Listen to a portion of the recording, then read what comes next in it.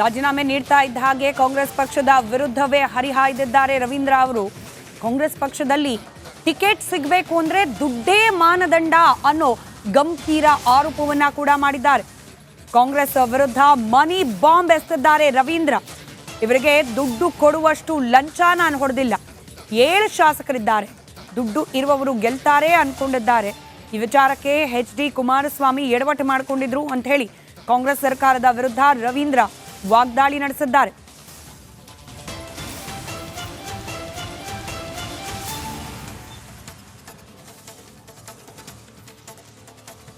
ತೀರ್ಮಾನ ಆಗಿಲ್ಲ, ಅದನ್ನ ಮಾಡಬೇಕು ಅಂದ್ರೆ ನಾನು ನನ್ನ ಎಲ್ಲ ಸಪೋರ್ಟರ್ಸ್ ಜೊತೆನೂ ಮಾತಾಡಬೇಕು. ನಿಮ್ಗೊಂದು ವಿಷಯ ಗೊತ್ತಿಲ್ಲ ಸರ್, ಇದು ಒಳ್ಳೆ ಸಂದರ್ಭದಲ್ಲಾಗಿದ್ದರಿಂದ, ಅಂದ್ರೆ ಅದು ಚುನಾವಣೆ ಅಲ್ಲ, ಗೆದ್ದು ಮಂತ್ರಿ ಆಗೋ ಟೈಮಲ್ಲಿ ಸರ್ಕಾರ ರಚನೆ ಆಗಿದ್ದ ಟೈಮಲ್ಲಿ ಆಗಿದ್ದಾಗಿ ಅಂತ ಒಬ್ಬ ಮಂತ್ರಿ ಫೋನ್ ಮಾಡ್ತಾರೆ ಅಂದಾಗ ತಗ್ಗಿ ಒಪ್ಕೋಬೇಕಾಗಿರೋದು ನಮ್ಮ ಧರ್ಮ. ಚುನಾವಣೆ ಆಗಲ್ಲ. ಕಳೆದ ಸಾರಿ MP ಎಲೆಕ್ಷನ್. ಮತ್ತಷ್ಟು ಡೀಟೇಲ್ಸ್ ನಮ್ಮ ಮಂಡ್ಯ ಪ್ರತಿನಿಧಿ ಆನಂದ್ ನೀಡ್ತಾ ಹೋಗ್ತಾರೆ. ಆನಂದ, ಸ್ಟಾರ್ ಚಂದ್ರು ಅವರ ಹೆಸರು ಅಧಿಕೃತವಾಗಿ ಪಟ್ಟಿಯಲ್ಲಿ ಇನ್ನೂ ಕಾಣೋಕ್ ಸಿಕ್ಕಿಲ್ಲ. ಆಲ್ರೆಡಿ ಮಂಡ್ಯ ಕಾಂಗ್ರೆಸ್ ಪಾಳ್ಯದಲ್ಲಿ ಅಸಮಾಧಾನ. ರವೀಂದ್ರ ಅವರು ರಾಜೀನಾಮೆಯನ್ನು ನೀಡಿದ್ರು, ಆದರೆ ಅದಾದ ನಂತರದಲ್ಲಿ ಅವರ ಮಾತಿನ ವರಸೆ ಕಂಪ್ಲೀಟ್ ಬದಲಾಗಿರೋದು. ಸದ್ಯಕ್ಕೆ ಕೈ ಪಾಳ್ಯದಲ್ಲಿ ಮಂಡ್ಯ ವ್ಯಾಪ್ತಿಯಲ್ಲಿ ಏನೆಲ್ಲ ಬೆಳವಣಿಗೆ ಆಗ್ತಾ ಇದೆ ವಿವರಿಸ್ತಾ ಹೋಗೋದಾದ್ರೆ.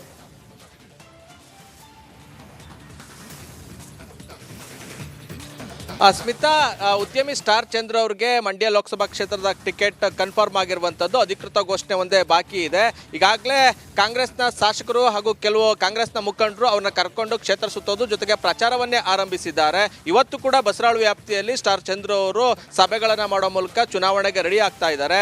ಈ ಆಯ್ಕೆಯನ್ನ ಅಂದ್ರೆ ಈ ಆಯ್ಕೆಗೆ ಆಕ್ರೋಶ ವ್ಯಕ್ತಪಡಿಸ್ತಾ ಇರುವಂಥ ಮತ್ತೊಬ್ಬ ಆಕಾಂಕ್ಷಿಯೂ ಆಗಿದ್ದಂಥ ಏನು KPCC ಪ್ರಧಾನ ಕಾರ್ಯದರ್ಶಿ ಅಂದ್ರೆ ಡಾಕ್ಟರ್ ರವೀಂದ್ರ ಅವರು ಕಾಂಗ್ರೆಸ್ ವಿರುದ್ಧ ವಾಗ್ದಾಳಿಯನ್ನ ನಡೆಸಿರುವಂಥದ್ದು.